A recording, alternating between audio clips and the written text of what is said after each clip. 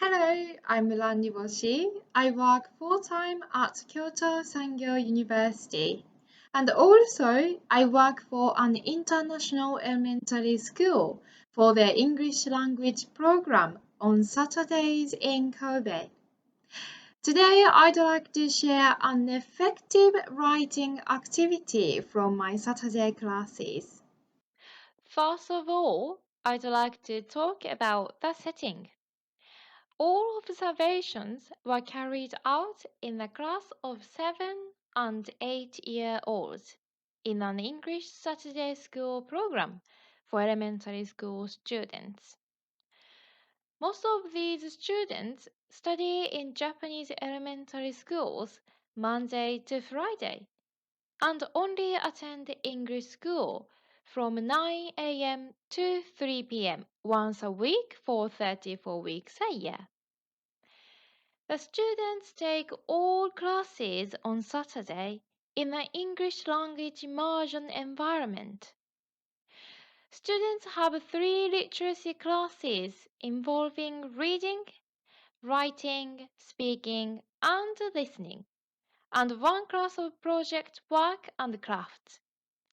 The students also take physical education and computer classes taught in English. The students' English ability ranged from intermediate to advanced for their age. Some students had lived in English speaking countries. Some students had attended full-time English medium schools for kindergarten, and a few of the students are growing up in multilingual families. Right now, we have 18 students in my class. In every classroom, there is one native English teacher, one Japanese teaching assistant, which is me, and at least one university volunteer. Many of university volunteers are studying in the education department, so some of them want to be elementary school teachers, some want to be junior or high school teachers in the future. So today, I'd like to share one of the writing activities that we do and talk about its effectiveness and how to conduct a lesson and the way we encourage students' output. This activity is a written retelling of a video story. The lesson procedure is written on the slides. First, students enjoy a short video, which is about 3 to 4 minutes, containing no dialogue, and they will first understand the storyline. Then we always ask students what they think of the story, who is their favorite character, or what part of the story they like the most. Some stories are funny, some are touching, and we absolutely enjoy watching them together. Some studies have found that teachers tend to do most of the talking during literacy instruction. So we make sure to provide students with many opportunities to speak English throughout the day. And asking students what they think of the story is a very natural way of getting them engaged in the lesson and encouraging them to speak English. Then we will watch the video again, but this time we take small pauses and the students describe what happened in each scene. When we started this writing activity, it was always the same students who would share their opinions. Because students with lower level English were hesitant or simply just didn't know how to describe a story in English, even though they wanted to say something. So the main teacher leads the lesson, and what I started doing is that walking around the classroom and whisper to students, "Can you tell me what happened in the story?" Some students would only tell me words such as small, school, no go to school. So I would help them make a sentence. He is so small that he can't go to the dog school yet. Such a small help seems to give students enough confidence to raise their hands. One day, I helped a student making a sentence, and he practiced the sentence many times before he said it in the class. He wasn't forced to practice it, but he did it naturally because he wanted to make it right. His sentence was chosen to be used by his classmates, and everybody wrote it in their notebook. He must have felt a sense of achievement. And I remember so well how happy he was. And he started trying harder in the writing class, even though he didn't like the writing class in the first place. By doing this activity every week, most of the students, including those with low English proficiency, started putting their hands up because we try to make an environment where students could feel comfortable, and we always tell them that making mistakes is not a big deal. Even if they can't make a complete sentence by themselves, we always offer to help, and our students know that. And then we pick one sentence for each scene and make our own story little by little. Sometimes many students share their opinions, and we want to encourage them to be willing to speak in English. So we try to combine their ideas all together, or we take a poll and decide what we write all together in the class so that everybody could get involved in this activity. Teaching writing to young learners often involves answering questions or reproducing formulaic sentences and structures. That is basically what I had in my English lessons when I was in junior or high school. I didn't have any free writing practice or activity back then.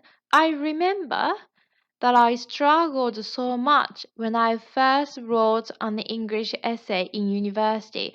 I simply didn't know how to write sentences. I just knew how to answer questions in English.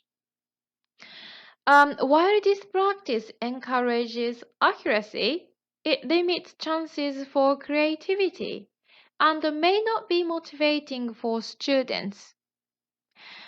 It is already very difficult for 7 and 8-year-olds to sit down at their desk for 45 minutes. Their writing practice has to be somewhat motivational and fun. This story retell writing activity will allow the writing lesson to be creative, motivational, authentic, and meaningful. And I would like to focus on these 4 traits and explain them in details. A study claims that in order to progress in language learners' acquisition of the target language and to become truly communicatively competent, learners need to be able to use language spontaneously and creatively. Because the videos we show don't contain a dialogue, students get to be creative as much as they want. It's all up to them where the story is going. It's up to them what to describe or not from the story. I'd like to show you some works that students did later.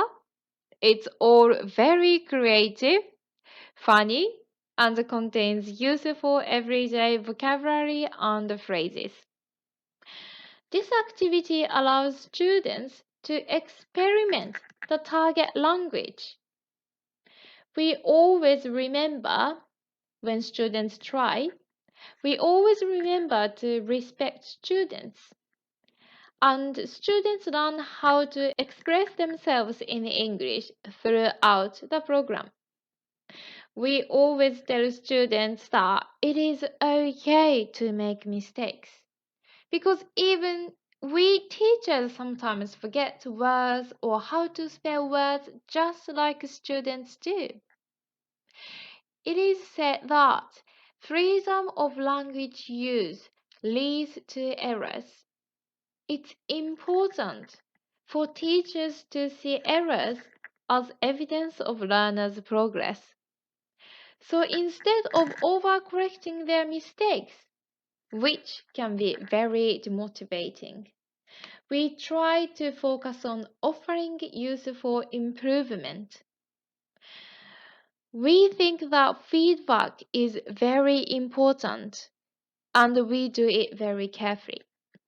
By providing students with the chances to discover and experiment with English, we can keep the joy and enthusiasm that motivate students to work hard in a writing practice.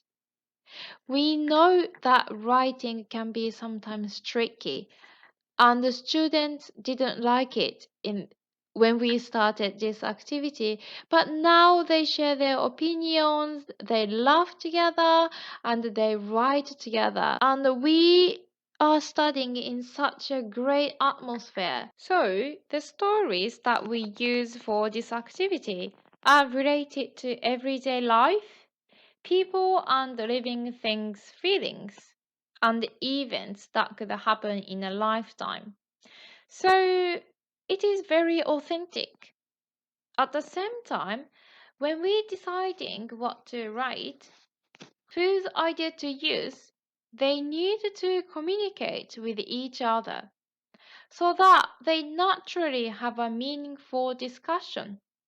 Even students who are hesitant to speak in front of the classmates, they need to listen to their classmates carefully since they are still a great part of our decision making. Here, I'd like to show you some of the work from this term. We often use videos from Pixar Animation Studios. Their videos are short and easy to understand, yet the stories have important messages. The first one is originally called The Blue Umbrella before it being changed to The Two Umbrellas by students. So, about this story, two umbrellas meet on a street, and even though the blue umbrella is blown away on a windy day and they get separated, they eventually find each other after a few travels. It is a cute love story, and it was a perfect video to watch on the Valentine's Day. So, I'm going to read what students wrote. The two umbrellas. Once upon a time, there were 100,000 umbrellas. In the middle of the 100,000 umbrellas, there was a blue umbrella and a red umbrella who liked each other. The blue umbrella blew inside out. The blue and the red umbrellas were separated by the 100,000 umbrellas. So the blue umbrella looked for the red umbrella and found it. The blue umbrella bumped into 100,000 cars and a bus, but was saved by the red umbrella. Students recently enjoy using big numbers as it was used a few times in the story. They had so much fun using the number 100,000.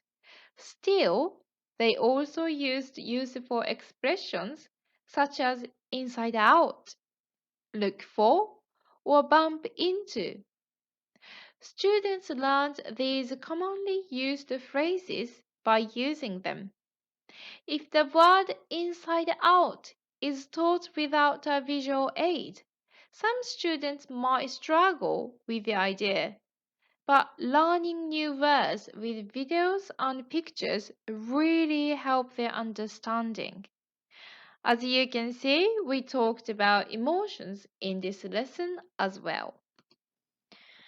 The next one is called Peep the Guide Dog. Students came up with the title Super Puppy after watching a story of a brave dog. This is my personal favorite one.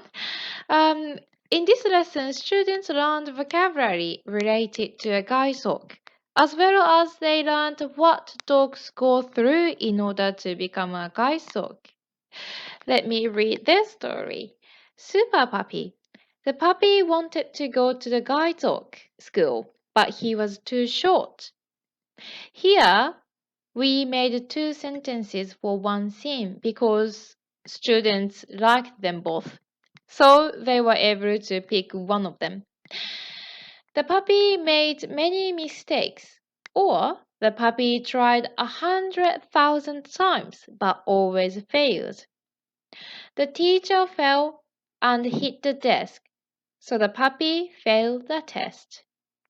All the other dogs passed the test, so the puppy was sad. The puppy saw a dangerous construction site. The puppy helped the blind woman, so he passed the test. The teacher gave the puppy a cape.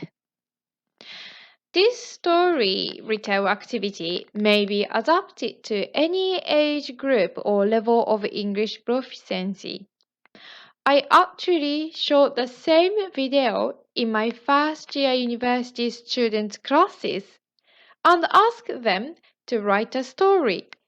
However, I set the task more challenging to meet their English skills. So, on the day I showed my university students the same video, they studied conjunction and prepositions and the differences between them. I specifically asked them to write a story incorporating these parts of speech.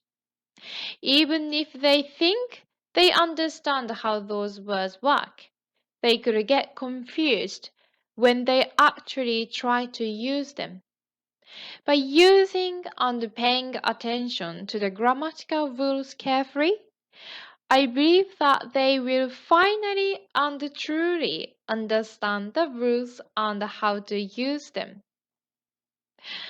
The university students seemed to enjoy this activity quite a lot, but at the same time, they are having a difficult time because they have never done the free writing, so I think it was a good practice. I hope incorporating this writing activity motivates students to use English more and discover how fun writing in English can be. Thank you very much for listening. And if you have any questions about the program or the other writing activities, please feel free to contact me. Thank you.